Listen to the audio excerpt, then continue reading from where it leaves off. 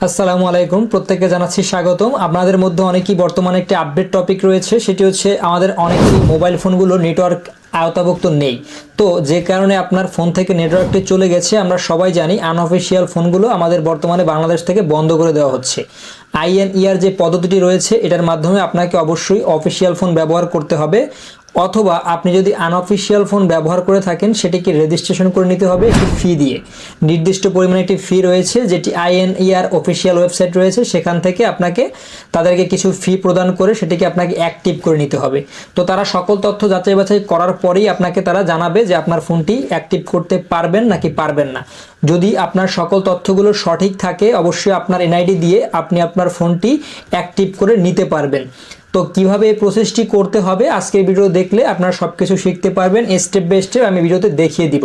তো ভিডিওটি আর দেরি করব না, চলুন আমরা দেখি আমাদের একটি আনঅফিসিয়াল ফোন আমরা কিভাবে অফিসিয়াল করতে পারি এবং নেটওয়ার্কহীন অবস্থায় নিয়ে আসতে পারি। তো ফার্স্ট অফ অল আপনি চেক করবেন আপনার ফোনটি অফিসিয়াল নাকি আনঅফিসিয়াল। সো সেটি চেক করার জন্য আমাদের একটি কোডের প্রয়োজন। তো আমরা দেখতে স্টেপ বাই স্টেপ দেখুন কিভাবে আমরা কাজটি করছি।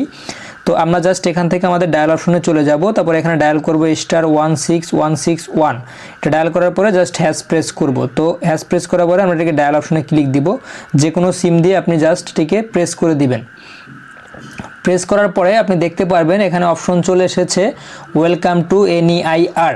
তো এক নম্বর অপশন রয়েছে ডি রেজিস্ট্রেশন, 2 নম্বর রয়েছে স্ট্যাটাস চেক। তো আপনি যদি রেজিস্ট্রেশন করতে চান তাহলে আপনাকে ডি রেজিস্ট্রেশন অর্থাৎ 1 নম্বর অপশনটি চুজ করতে হবে। আর যদি আপনি 2 নম্বর অপশনটি দিয়ে চেক করতে চান আপনার ফোনটি অফিসিয়াল আছে কিনা, তার জন্য 2য় নম্বর অপশনটি। তো আমি ফার্স্ট অফ অল দেখাচ্ছি আপনাকে, আমরা জাস্ট 2 নম্বর অপশনটিতে আমরা প্রেস করব। তো আমরা 2-এ প্রেস করছি, দেখুন। তো 2-এ প্রেস করার পরে আমাদের এখানে 15 সংখ্যার একটি আইএমইআই নাম্বার দিবে।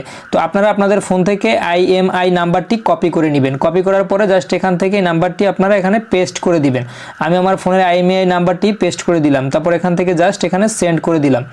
তো সেন্ড করার পরে আপনাকে ওরা চাচ্ছে যে ইফ ইয়েস, তো আপনি জাস্ট প্রেস 1 করে দিবেন, তাহলে আপনি এখান থেকে ইয়েস অপশনটি চুজ করতে পারছেন।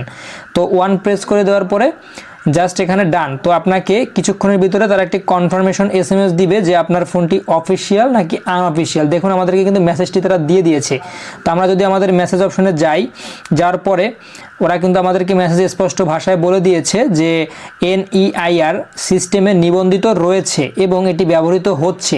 যদি কোনো কারণে আপনার ফোনটি নিবন্ধিত না আসে মেসেজ অপশনে, তাহলে আপনাকে যেই কাজটি করতে হবে, আপনাকে অপশন 1 চুজ করার পরে সেটিকে রেজিস্ট্রেশন করে নিতে হবে। তো এইটি যদি সম্পূর্ণ একই ভিডিওতে আমি দেখাতে চাই, ভিডিওটি অনেক বড় হয়ে যাবে। তো আপনারা যারা আপনাদের এই সমস্যাটি ভুগছেন বা যাদের ফোনটি আনঅফিসিয়াল রয়েছে তারা রেজিস্ট্রেশন করতে চাচ্ছেন, তারা আমাকে কমেন্টস করলে আমি পার্সোনালভাবে আপনাদেরকে হেল্প করার চেষ্টা করব। তো অবশ্যই আমাদের চ্যানেলটি সাবস্ক্রাইব করে দিবেন আর পরবর্তী ভিডিও দেখার জন্য কানেক্টেড থাকবেন। তো আল্লাহ হাফেজ বন্ধুরা, সবাই ভালো থাকবেন।